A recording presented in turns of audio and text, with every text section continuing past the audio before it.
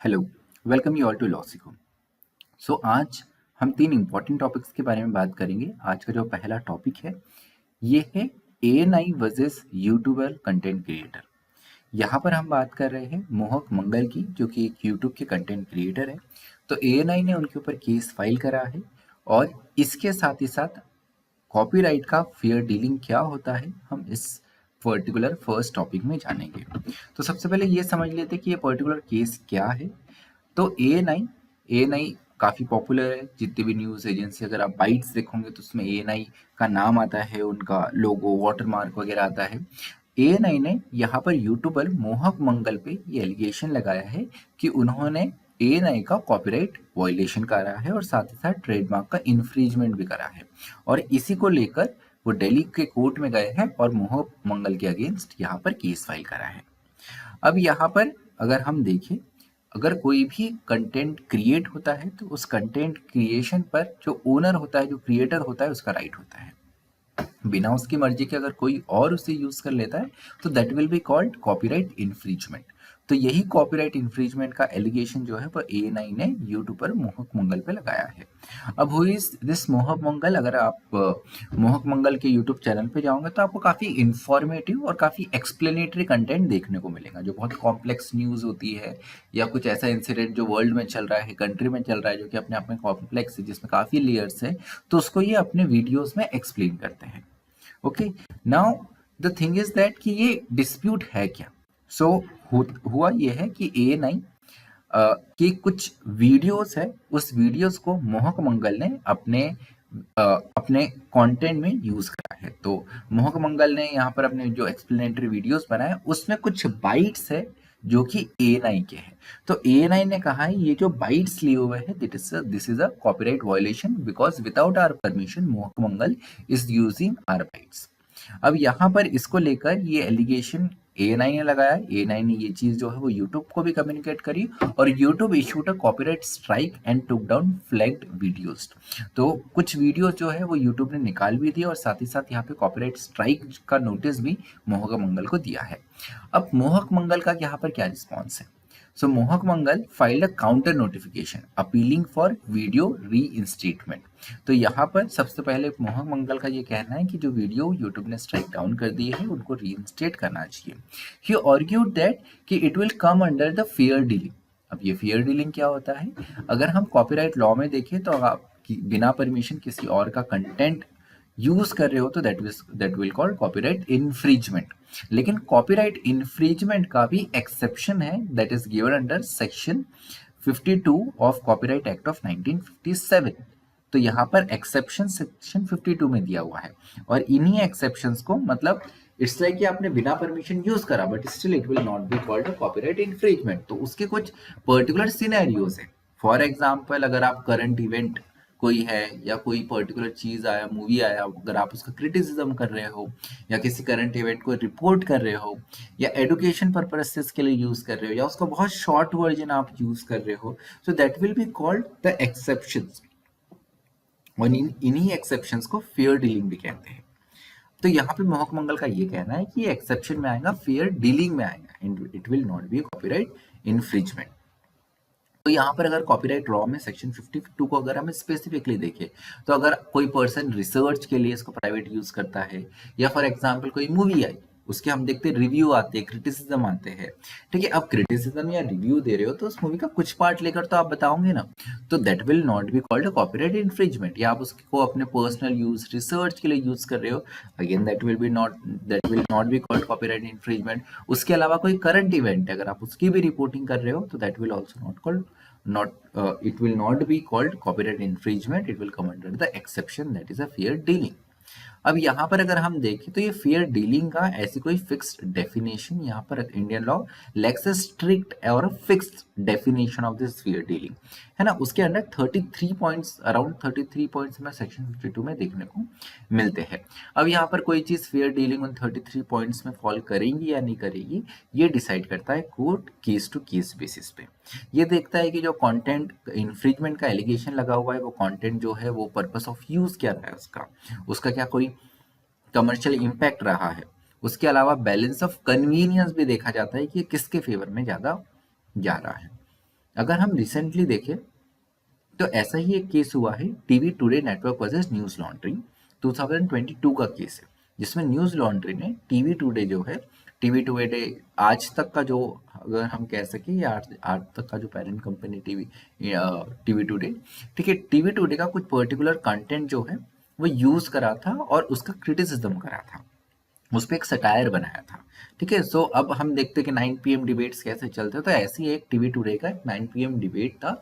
उसी 9 PM debate को लेकर यहाँ पर न्यूज़ लॉन्ड्री, जो कि एक ऑनलाइन न्यूज़ पोर्टल है, ठीक है, इनका यूट्यूब पे और वेबसाइट पे ही उनकी मेन प्रेजेंस है, तो इनका ये कहना था ये कैसी कैसी चीज़ें बता रहे 9 पीएम शोज में, ठीक है, तो उसका सटायर करते हुए उसको क्रिटिसाइज किया हुआ था। अब यहाँ पे दिल्ली हाई कोर्ट में टीवी टुडे जो है, टीवी टुडे का ये बोलना था कि ये जो पर्टिकुलर पोर्शन न्यूज लॉन्ड्री ने बताया, जिसपे सटायर एक क्रिटिक करा, वो पर्टिकुलर पोर्शन इन्होंने लिया without our permission, so therefore it will be copyright infringement and they went to Delhi High Court. Now what Delhi High Court have said, Delhi High Court said कि they denied the interim injunction, ठीक है, and they said कि there is no irreparable harm, ऐसा कोई harm होने नहीं वाला है जिसको आप रिपेयर ना कर सको।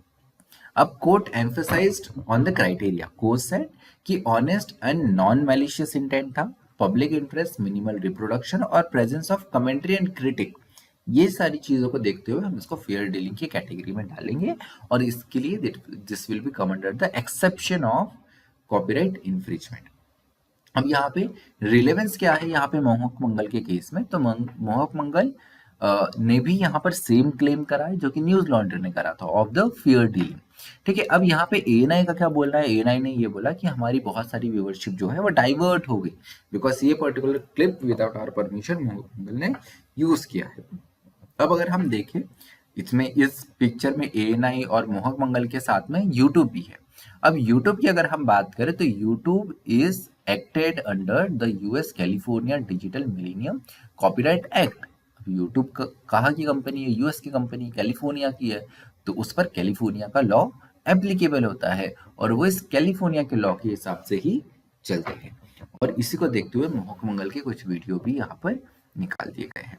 अभी दिल्ली हाईकोर्ट में ये मैटर स्टार्ट हुआ, एएनआई ने एलिगेशन लगाया कॉपीराइट और साथ ही साथ ट्रेडमार्क इंफ्रिंजमेंट का भी। अब यहाँ पे यूज ऑफ जो ट्रेडमार्क है वो कहीं ना कहीं इमेज को हार्म करने के लिए उस तरीका से ट्रेडमार्क का यूज किया हुआ है, ये एएनआई का बोलना है। अब यहाँ पे कोर्ट का क्या फोकस है, so Delhi High Court did not rule on copyright और trademark infringement, it only address the trademark disparagement. तो यहाँ पे जो ट्रेडमार्क का यूज हुआ है उसको लेकर ही दिल्ली हाई कोर्ट ने मेन फोकस किया हुआ है। यहाँ पे कॉपीराइट इन्फ्रिंजमेंट में उन्होंने इतना वेल नहीं करा और मोहक मंगल को ये कहा है कि वो एएनआई के ट्रेडमार्क को लोगों को इस तरीके से यूज ना करे जिससे उसकी इमेज को हार्म हो। यहाँ पे मोहक मंगल का एक और आर्ग्यूमेंट जो है that is on the principle of D minimus. अब डी मिनिमस का क्या है, जो बहुत, फॉर एग्जांपल आप और आपका फ्रेंड खेल रहा है, गलती से आपका हाथ उसे लग जाता है, मुझे बताओ इतने से बात पे क्या आप केस करोगे? So answer is obviously no. और लॉ भी ये कहता है कि जो माइनर और ट्रिवियल इश्यूज है, ठीक है, इस पर जनरली केस एंटरटेन नहीं करते हैं। अब यहाँ पे डी मिनिमस जो है, this principle is depend on the various factor, it is depend on the size and type of harm, it depend on the code of adjudication, cost of adjudication, it depend on the purpose of legal obligation, it depend of the impact of third party, ठीक है, and last what was the intent of the accused. So this is all about the first topic, that is ANI versus Mohak Mangal. Now we will move to our next case, that is Veeraswamy case, and one important thing that we will address here, whether FIR can be filed against a sitting High Court or Supreme Court judge.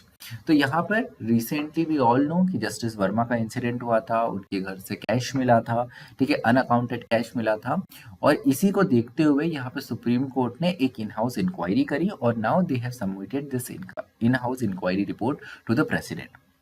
Now this particular process by Supreme Court of this in-house inquiry wala thing was, this particular thing was criticized by our Vice President Justice our Vice President Mr. Dhankar. अब mister धनकर जो है vice president जो है, he criticized and he called कि this particular Veeraswami ruling should be revisited. Why? Because इसमें जजेस के अगेंस्ट एफआईआर नहीं हो सकती, और एफआईआर होनी है तो उसकी एक कंडीशन है, उसी को लेकर हम आज डिस्कस करेंगे। So judicial immunity and accountability in India. So judiciary को कुछ इम्यूनिटी भी मिली है, बट साथ ही साथ one more thing that is important is the accountability, their responsibility toward the people, their responsibility toward the nation.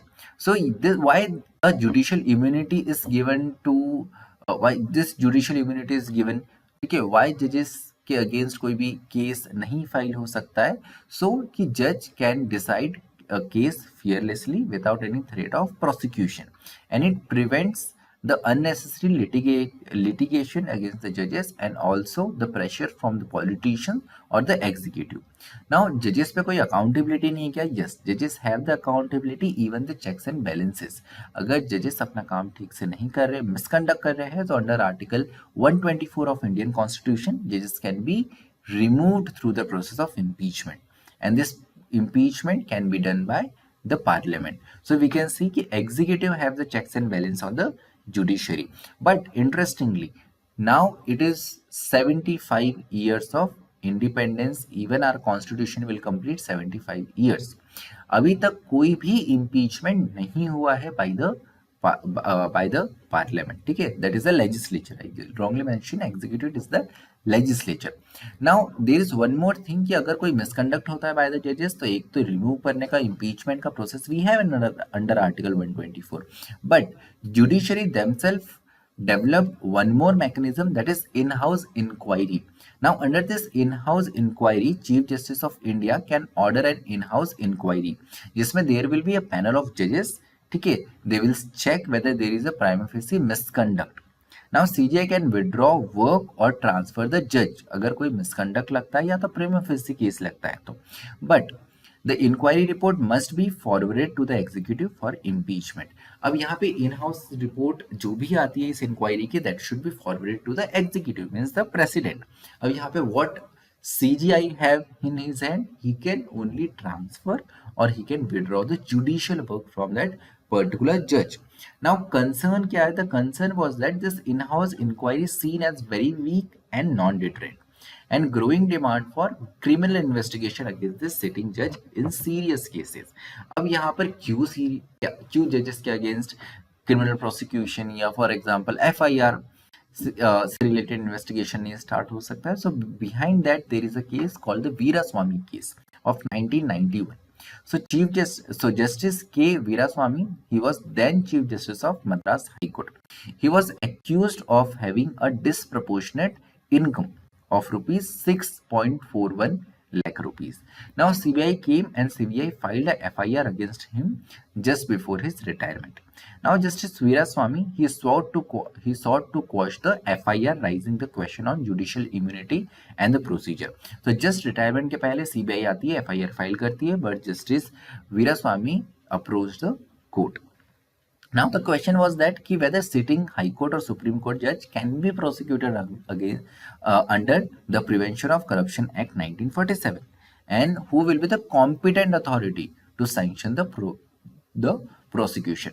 So the first thing was that कि whether Prevention of Corruption Act it is applicable to the public servant. So whether judges are public servant, so Supreme Court have given the answer in affirmation. They said कि yes, they will be treated as a public servant, but sanction any FIR or any investigation or anything under this particular law can be done only by the sanction of Chief Justice of India. अब now here why Chief Justice of India का sanction लगेगा? Because generally we see कि president is the head of the executive, ठीक है. So therefore judges and president के बीच में there is no any master servant relationship. So therefore in this case president के sanction की जरूरत नहीं है. Here we require the sanction of Chief Justice of India, which actually ensure the independence of the judiciary from executive overreach. Okay, now what was the key takeaways? So SC allowed FIR against sitting judges but with the sanction of Chief Justice of India. So इससे judicial independence and accountability will continue. Now limited use of power. So despite the ruling, CJI sanction power is rarely used, very rarely used. अभी तक we can't see कि अभी तक we can see very very rare case जहां पर chief justice of India have given this sanction to register FIR against any high court or supreme court judge.